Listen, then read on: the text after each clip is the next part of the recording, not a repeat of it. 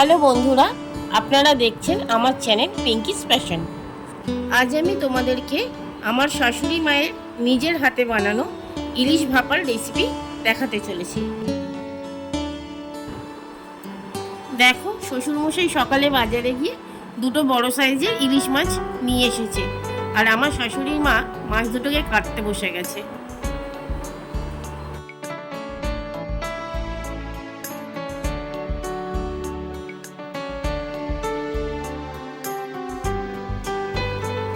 দেখেছো তো, মাছগুলো থেকে বেশ বড় বড় পিস বেরিয়েছে, যা দেখে আমার শাশুড়ি মা বড্ড খুশি।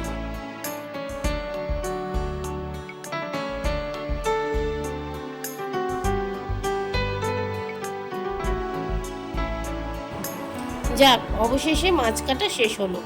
এবার দেখা যাক এরপরে কি হবে।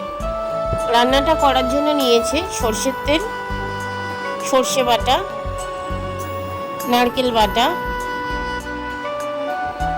হলুদ গুঁড়ো, কাঁচা লঙ্কা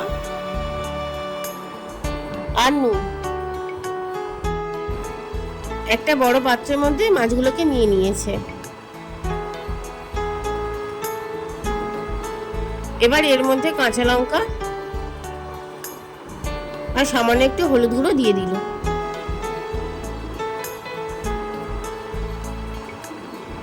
তারপর এর মধ্যে সর্ষে আর নারকেল বাটাটাকেও দিয়ে দিল।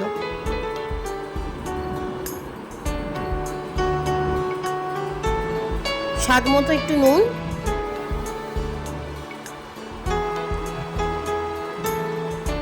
আর পরিমাণ মতো সর্ষের তেল দিয়ে দিল।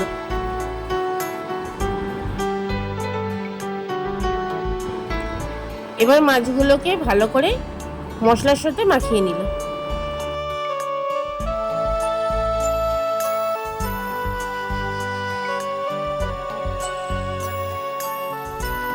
মাছগুলো মাখানো হয়ে গেছে।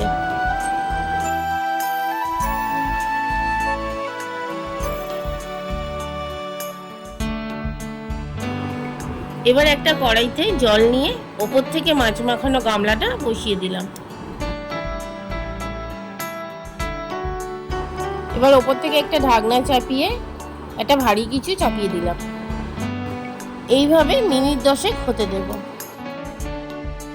2000 years later.